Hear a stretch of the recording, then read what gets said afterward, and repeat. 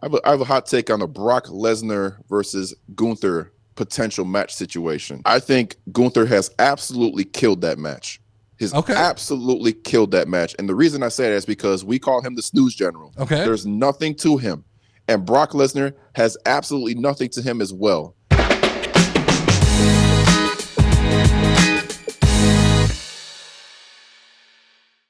Outside of when he has Paul Heyman next to him as a mouthpiece, I'm trying to really piece together this storyline going into like a WrestleMania, and I just don't see this being exciting at all. Outside of the actual match itself, potentially, the buildup would be I think it would be just an absolute sleeper of a buildup. Like Brock Lesnar has absolutely no personality. Gunther has no personality. And getting those two in the ring to do promos to try and build a match, I think that would just be an absolute car wreck.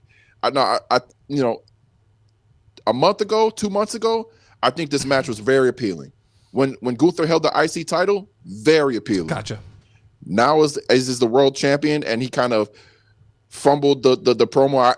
In my opinion, last night he fumbled.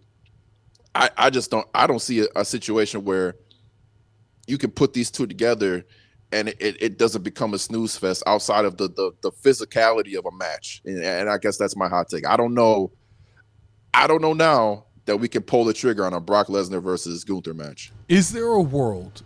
Because I agree with you. What you just said is exactly right. I think that Brock Lesnar doesn't have the ability. He's not the guy that his pitcher does. Don't get me wrong. Yeah. He's on the poster, his pitcher sells. But you're right. Yeah. He usually does well with somebody who can sell, like a John Cena, who can do the spectacle.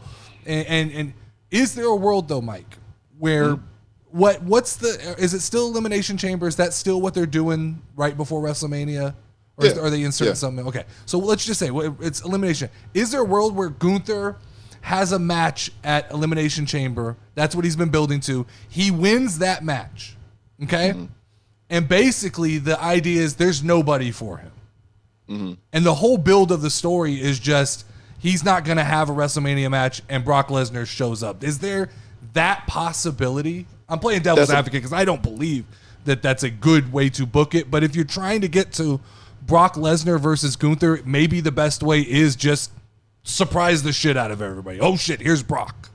Yeah, kind of similar to like how he showed up at like SummerSlam yes. I think that's probably the only way that you can get this to work. But don't put them face to face in the ring. Where it's just like a month build. It's real quick.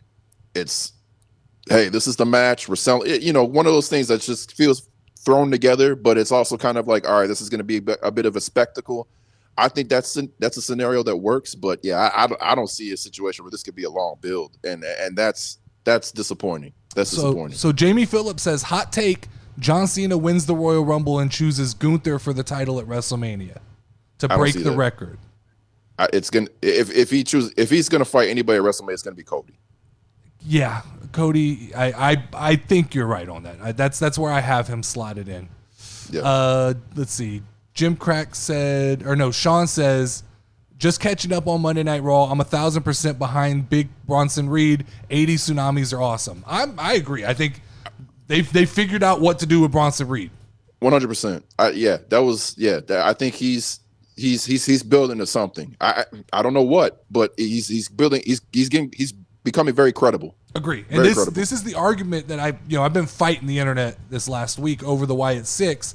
They're like, well, what did you want the Wyatt 6 to do? That.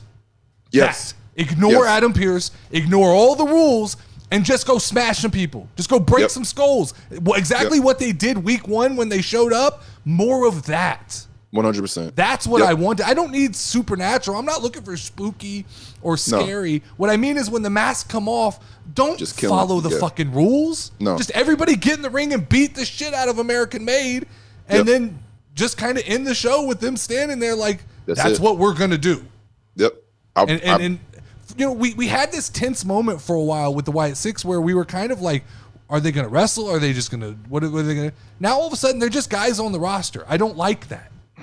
Yeah, I mean, it's unfortunate. And like I said, I think we both kind of agreed last week where it's like, just destroy, destruction, just destruction. Yes. Build a story, make it interesting, and just destroy. It doesn't have to be wins and losses. No, don't worry about titles. It would be refreshing to have a group who literally, I like the idea because we haven't been told that they're really retributing like things, but I like the idea of them like every time someone does something wrong, here's the We're there. boogeyman showing up to right the wrongs of WWE.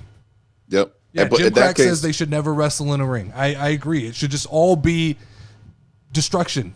Every time they leave, we should be like, what the fuck? The ring apron's torn off. The tables are broken.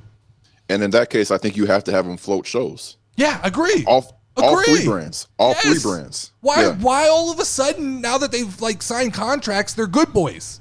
Yeah. I don't love that. But my last take might kind of fell in line with what you were saying, because you're talking about Brock Lesnar and Gunther. I'm gonna say the fact, let me go back to that's my first one.